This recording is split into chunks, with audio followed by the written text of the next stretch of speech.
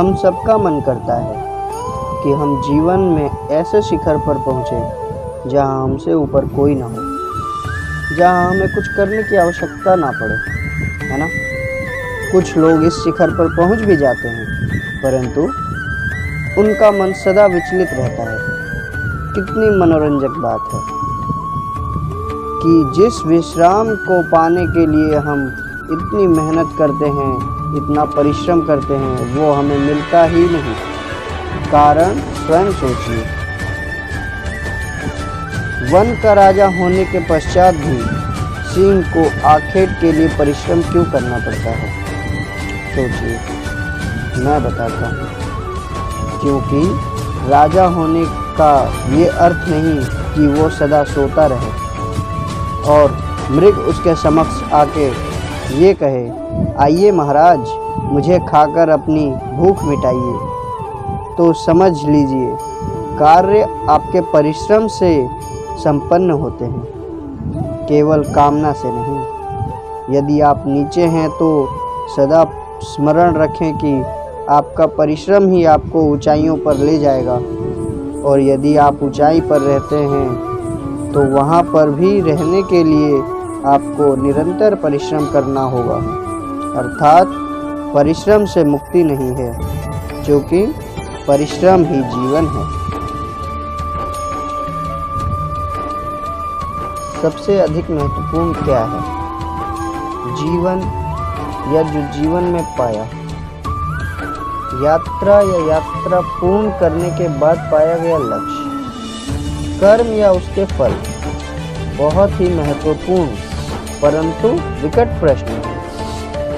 परंतु तनिक धीरज से सोचेंगे तो इसका उत्तर अधिक कठिन नहीं है। यदि जीवन यात्रा है तो उसका लक्ष्य क्या होना चाहिए? स्वयं सोचिए। मान, संतान, धन नहीं ना। अंतिम लक्ष्य है परम आनंद, और ये अचानक से नहीं मिलता। इसे पाने का केवल एक ही उपाय है, और वही आपका कर्म है, वही आपकी यात्रा भी, और वही आपका प्रारब्ध भी है। और आपको कौन बताता है कि आपके लिए क्या सही है? वो है आपका मन, जो मस्तिष्क की भांति हानि और लाभ नहीं सोचता, जो आपको बताता है कि शुभ किस में है, संसार का कल्याण किस में है, आनंद किस में है। यदि आपका मन संयमित है तो वो आपका सबसे महत्वपूर्ण मार्गदर्शक है, जो आपकी यात्रा, आपका लक्ष्य, आपका कर्म और उसके फलों को सबको शुभ बना सकता है। इस बांसुरी को देख रहे हैं आप?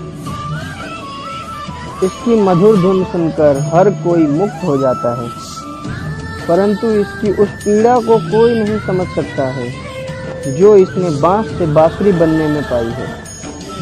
पीड़ा सहकर ही इसमें से सुर निकलते हैं, जो मन को शांति देती है। इसी प्रकार पत्थर से प्रतिमा को देव रूप बनने में छेनी और हथौड़े की मार सहनी पड़ती है, तभी उसकी पूजा होती है।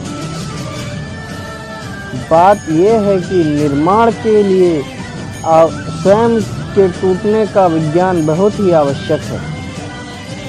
जब टूट कर चूर हो जाओ तभी नया अस्तित्व पाओगे।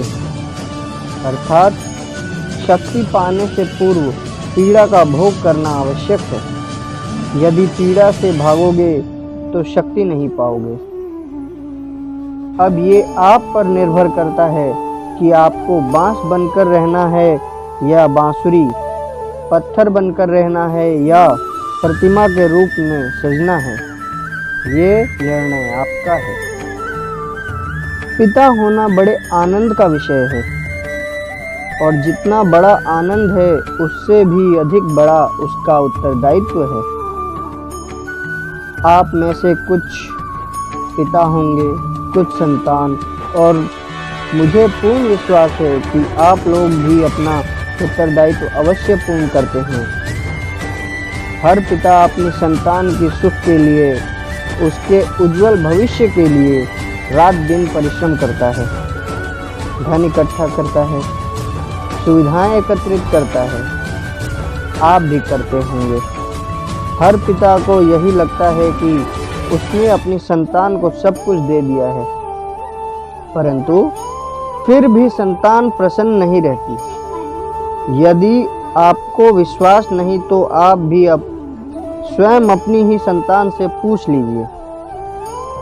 उनको अवश्य कहीं ना कहीं कोई कमी अनुभव होती होगी, और इसका केवल एक ही कारण है, और वो है पिता की भूल। उसे लगता है कि उसने अपनी संतान को सब कुछ दे दिया है, परंतु वास्तव में वो उसे सबसे अमूल्य विरासत दे ही नहीं पाता, और वो अमूल्य वस्तु है समय।